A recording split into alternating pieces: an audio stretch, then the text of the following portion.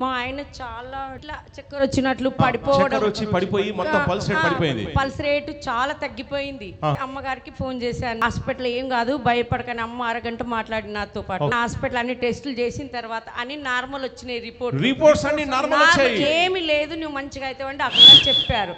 మేము చాలా గొడవ పడ్డాము. మొన్న అంటే సండే రోజు భార్య భర్తలు. నేనేమో రూమ్ లోకి పోయి ఎలుకల మందు తీసుకుందాం అని పోయాను. ఈమె చచ్చిపోతుంది అని వెళ్ళిపోయింది. ఎక్కడ వెళ్ళిపోయిండో సండే రోజు వెళ్ళిపోయిండు. ఆయన చచ్చిపోదామని బయటికి వెళ్ళిపోయాడు. మీరు రూమ్ లోకి వెళ్ళి ఎలుకల మందు దాదామని మీరు నేను బొట్టేసుకున్నా. మా ఆయన ఎక్కడ పోయిండో మళ్ళీ నేను బయటకు వచ్చిన. మళ్ళీ తెల్లారి సాయంత్రం అయింది, రాలేదు. చాలా ఏడ్చుకుంటా కూర్చున్నా. నైట్ అంతా అట్టనే కంటిన్యూ కూర్చున్నాము. తర్వాత అమ్మకి 12 గంటలకి మళ్ళీ ఫోన్ చేసిన నేను. అమ్మ ఎక్కడ లేదు, ఆయన హోటల్లో ఉన్నాడు, ఖచ్చితంగా వస్తాడు, నువ్వు టెన్షన్ పడకని చెప్పింది అమ్మ. అమ్మ ఇట్లా ఫోన్ చేసి జస్ట్ ఇట్లా పక్క కిచెన్ లో పోయినో లేదో మా ఆయన ఫోన్ చేసిండు.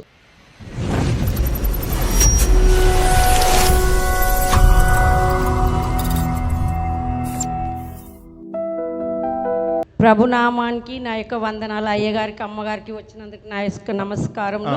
నా యొక్క సాక్ష్యం ఏంటంటే, ఇంతకు ముందు 2-3 months కింద మా ఆయన చాలా ఇట్లా చక్కెర వచ్చినట్లు పడిపోయి మొత్తం పల్స్ రేట్ పడిపోయింది. పల్స్ రేటు చాలా తగ్గిపోయింది.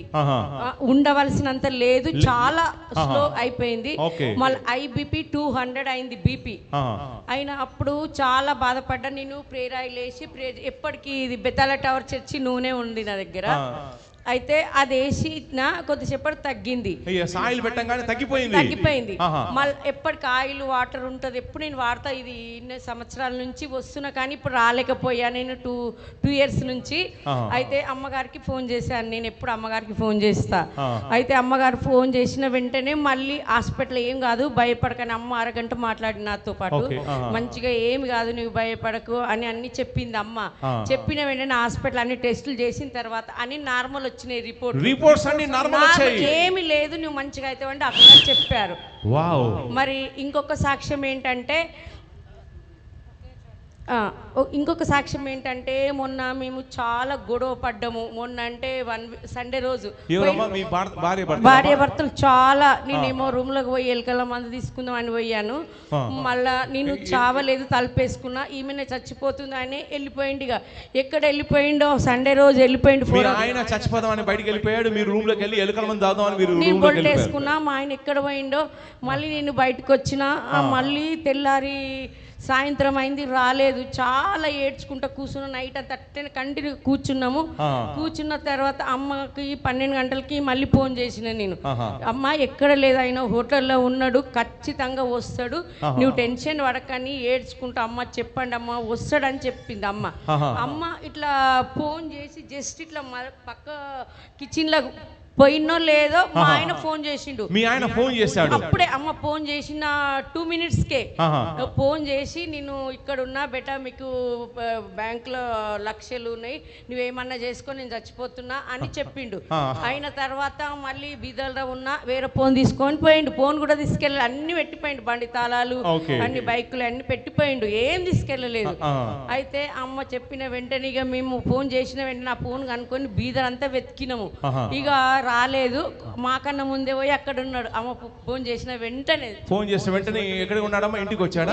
ఇంటికాడ పోయి కూర్చున్నాడు. మాకన్నా ముందు మేమంతా తిరిగినాం. నైట్ అంతా తిరిగారు. ఇంటికి వచ్చేసాడు. వచ్చేసింది. వచ్చేసి ఎక్కడ ఉన్నాడని చెప్పాడమ్మా? మన ఇంటి ముందే కూర్చున్నాడు అక్కడ.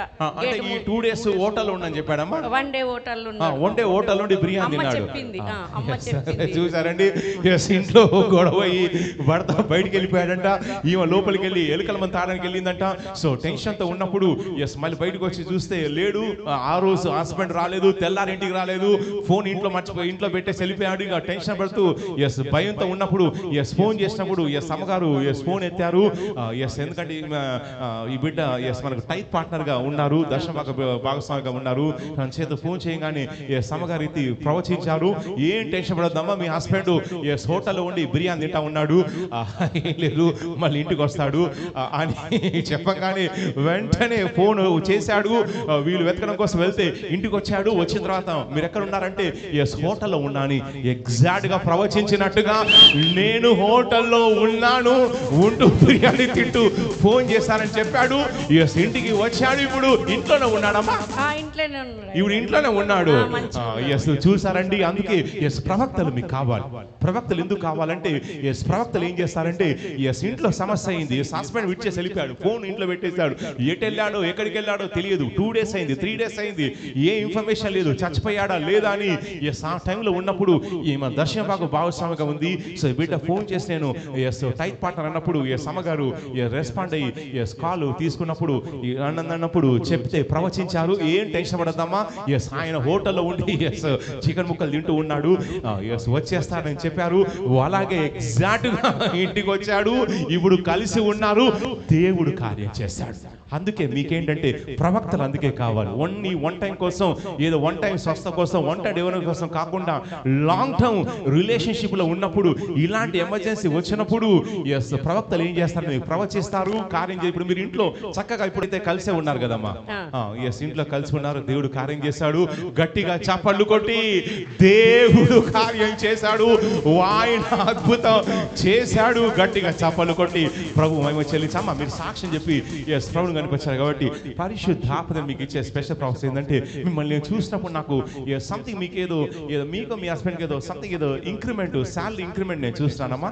ఇంక్రిమెంట్ కోసం ఎవరు చూస్తున్నారమ్మా? మీరే, అవునమ్మా. ఎస్ హాస్పిటల్ లో ఏదో సంథింగ్ ఏదో మీకు గవర్నమెంట్ నుంచి రావాల్సినటువంటి ఇంక్రిమెంట్ ఉందమ్మా? ఉందమ్మా. ఎస్ నేను ప్రవచిస్తున్నాను, జాబ్ రెగ్యులర్ కావాలని కాంట్రాక్ట్.